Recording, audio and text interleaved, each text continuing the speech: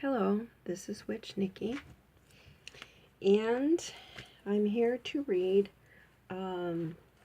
Patricia Coffin's The Gruesome Green Witch, and it's illustrated by Peter Parnell, which I'll be putting down below. When we last left Puffin, she had met Merlin, the great magician, Merlin the magician, and she had gotten her license for doing homework in this little land that she's in. And so today's chapter, that's the picture so far. They do have one every once in a while, as you know. This is kind of a short chapter, and I'm sorry I haven't been keeping up with all of this, and there's been like a day or so in between. But Halloween is a very busy time for us witches. And no, it's not because I go around doing spells and throwing spells at people or whatever people think I do. But I took Ginger with her mom, and we went out trick-or-treating for Ginger. She likes doing that. Her mom loves doing that, but Ginger collects the candy. We don't collect the candy. Ginger does. This chapter is called Merlin and the Concentration Cave. Let's get started in that, because then I might read another chapter, but I'm really not too sure. Okay, let's see how we do. Merlin led Puffin around a bend and pointed with his long gnarled stick to an overgrown pile of rocks. When Puffin looked hard, she saw a dark hole between two fat little fir trees. It was the month of a cave. When I do that, that means I made a mistake and I'm going back. It was the mouth of a cave. That means the entrance. They call it a mouth for whatever reason. How come a house doesn't have a mouth? Or the mouth of the garage? I don't know, but they call it a mouth of a cave for whatever strange, bizarre reason.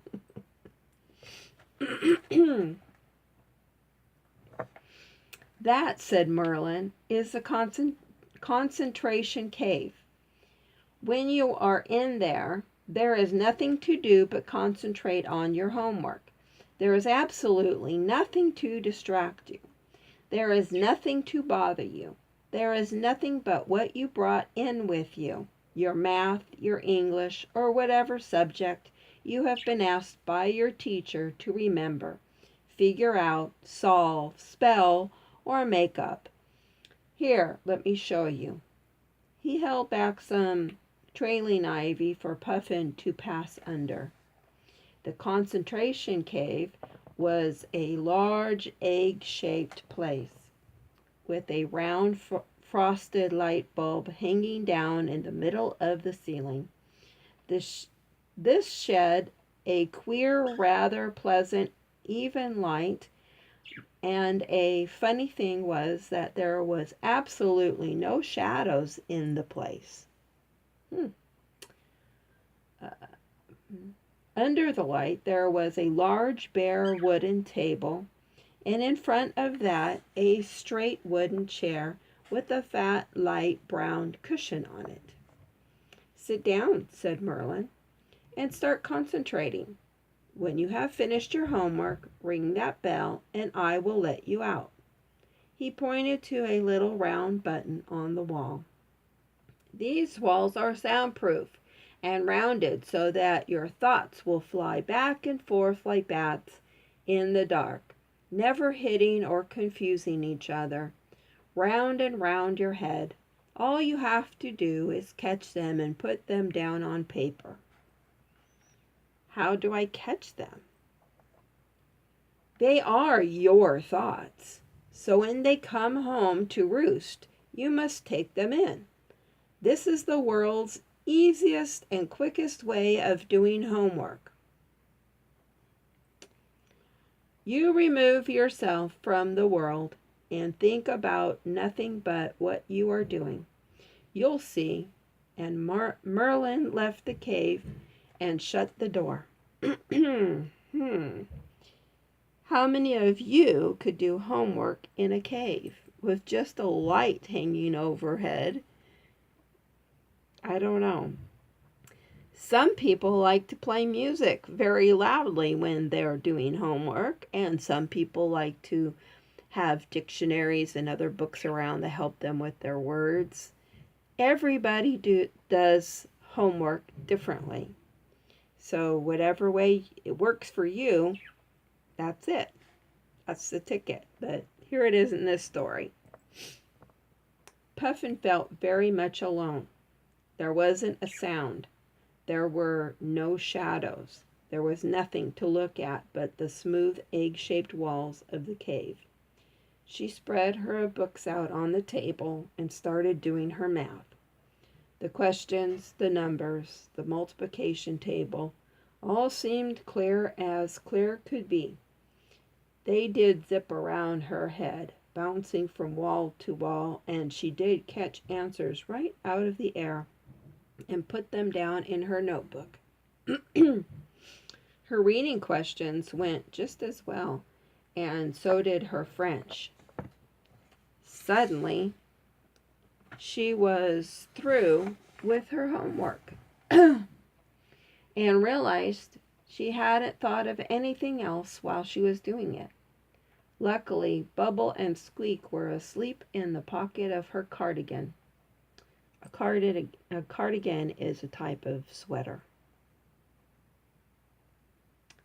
Now she remembered them and took them out and let them run around the table. Puffin pushed the little bell button. Merlin appeared right away, brushing the ivy aside. That took 5 minutes. Merlin appeared. Oh, whoop, he said. Let me check and see if you did it all, she said. Oh. She had. So he was going over her homework. That's what I do with Ginger. Except I do sit next to her and just make sure that it's getting done. Because sometimes when you have a house and you don't have a cave, a concentration cave, you have many distractions that keep you from doing your homework. So I have to kind of help guide Ginger quite a bit, and her mom does too.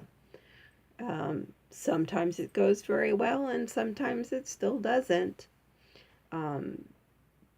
Ginger's in the 3rd grade, so now they're doing a little bit harder math than last year. So, but we all try to do what we can.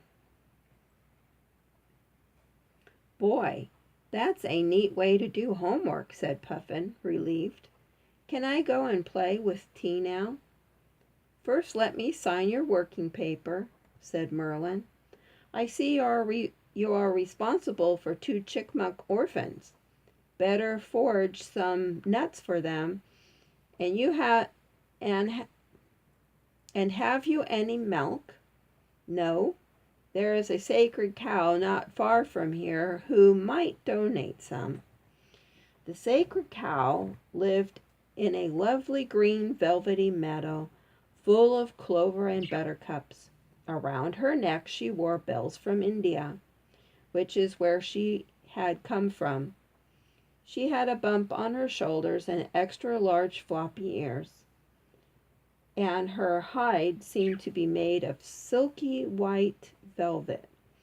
She had large pink eyes.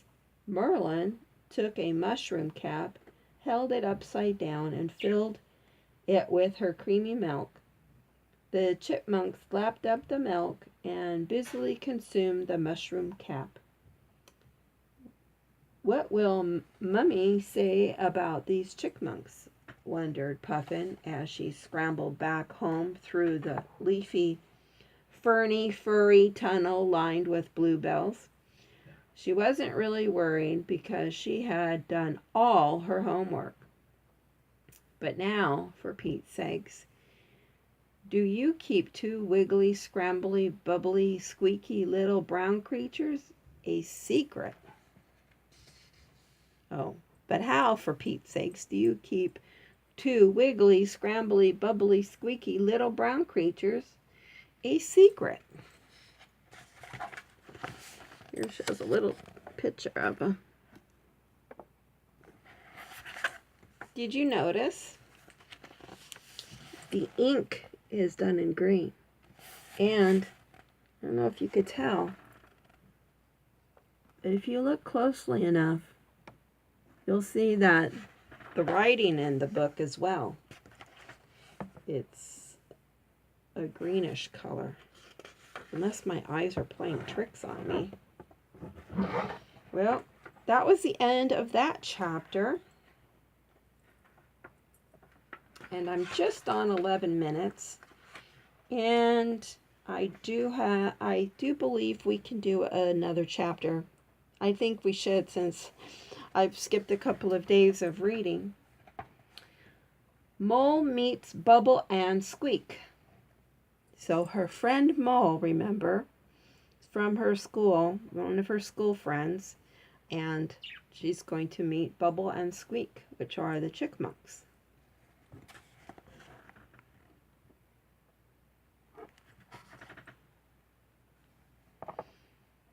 Sometimes books that are like this, without too many pictures, are for older kids to try to get them to image what's going on in the words and try to focus on that, because then as you get older, you get less pictures in your books. And then when you become an adult, very rarely do you see any pictures at all in books.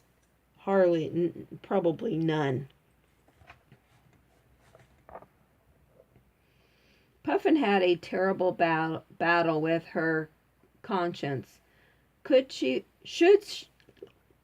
Should she fess up about chipmunks or not? If she told the little orphans might be taken away from her, then she would not be keeping her promise to Judge Bull Moose, and her home working license would be revoked.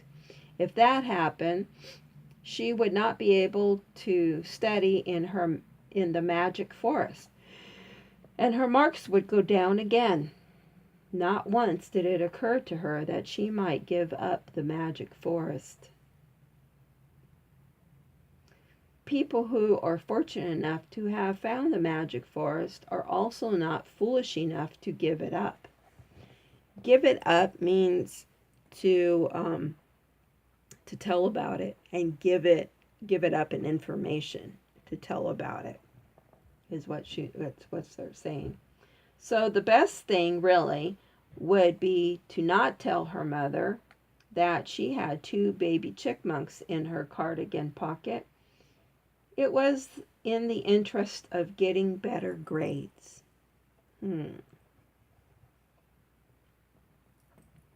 I've noticed something, that a lot of books have stories where children are afraid to talk to their parents.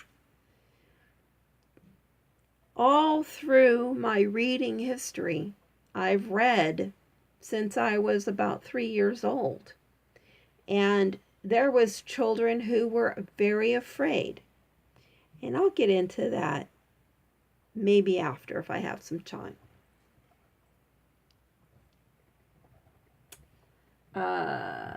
Let's see.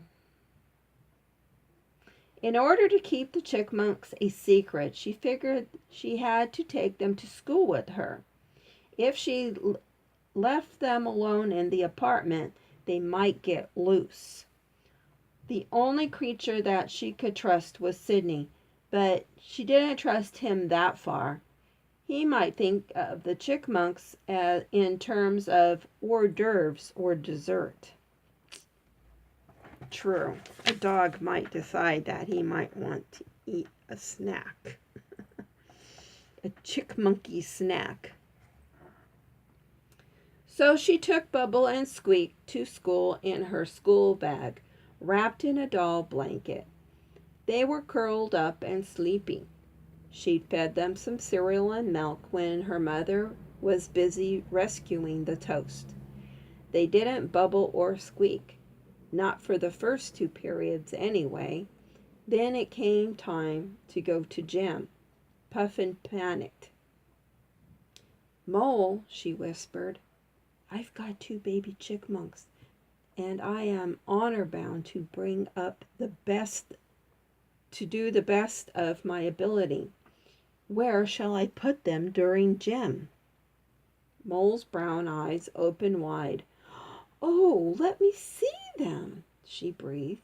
Puffin lifted the lid of her desk just a fraction and showed Mole the 2 little brown furry babies who were beginning to run around just like little children playing tag. "Ooh," said Mole. "We better take them to the gym under our tunics." "I'll take one and you take the other, and we'll have to jump very gently so they don't fall out." The class had already started. "Girls! Girls!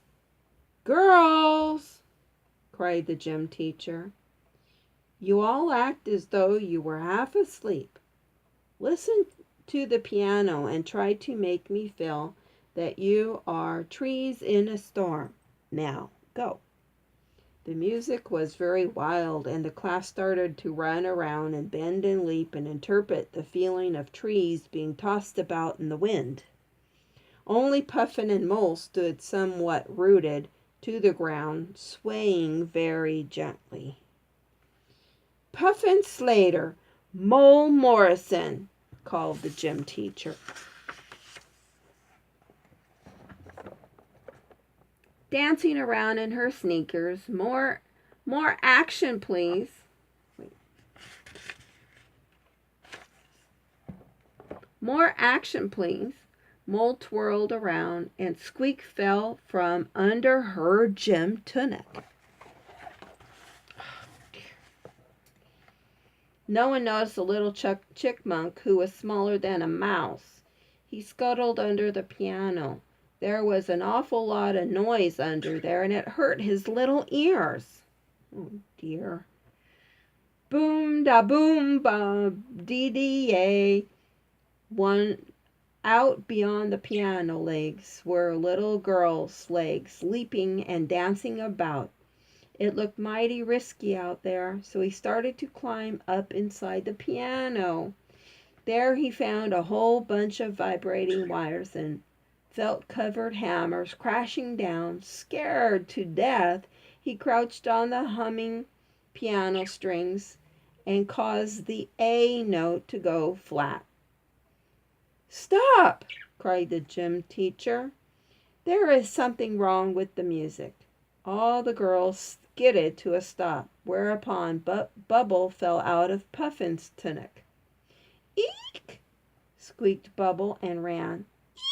"Eek! A mouse!" screamed the gym teacher and ran. Everyone started milling about looking for the mouse while the gym teacher stood on the piano stool. Then the bell rang. "What will we do?" muttered Puffin and Mole to each other, and they were herded off to the next class. The school day went on. Math, French, science. Puffin could not think. She was so worried. Mole felt the same, although her honor was not at stake. Lunchtime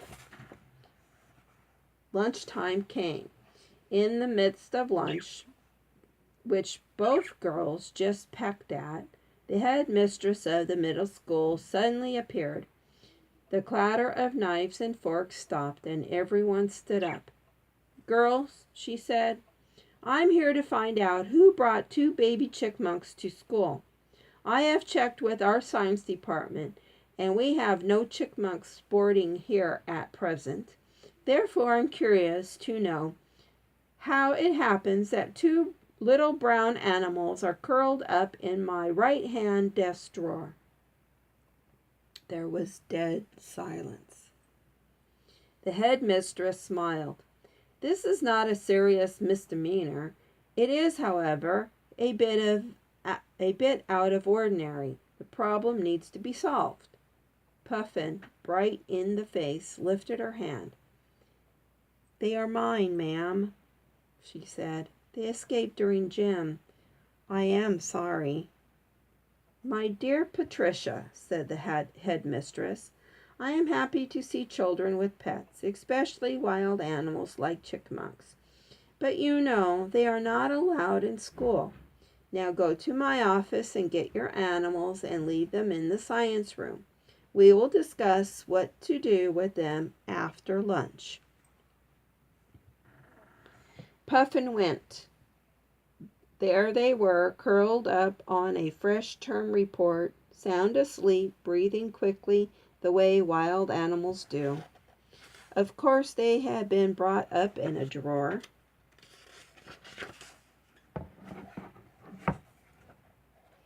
In Judge Bull Moose's desk, and this is why they had rushed around in panic looking for another drawer to be safe in.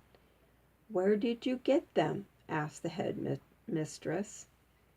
"In the magic," Puffin started to say when she stopped. The trumpet had warned her never tell a grown-up about the magic forest, or the green closet would be just that, a closet. That report they are sleeping on happens to be yours," said the headmistress, "and I see that you have been improving a little lately since that slump you had. In fact, last Monday's work was excellent, but I'm afraid I am going to have to mark you down as behavior goes. You must learn to take school more seriously." "Yes, ma'am," said Puffin. "And now, don't you think it would be a good idea to keep these chipmunks here at school so that the rest of the girls can enjoy them and watch them develop? Then, when summer comes and it's vacation and playtime, you can take them with you to the country." It was a perfect solution. This way, Bubble and Squeak could be cared for, and scientifically at that. Puffin would not have to get permission from her parents to keep them in the apartment, which she doubted her father would have granted, and by summer her marks would be so good, thanks to the concentration cave, that the family would surely let her take the chipmunks to the country. By fall they'd grown up and be her responsibility, and her responsibility would be over. "Oh, yes, ma'am," said Puffin. And here are the girls looking at the little chipmunks. They cute.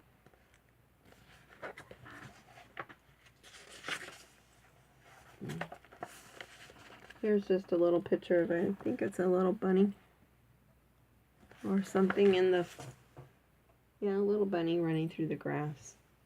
Now the next chapter is called The Party at the Bottom of the Pool. We're coming along pretty well. We have a few more chapters to go.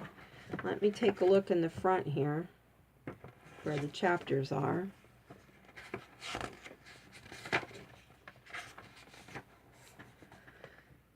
The Party at the Bottom of the Pool is chapter 7, and we have 12. So 7, 6 more.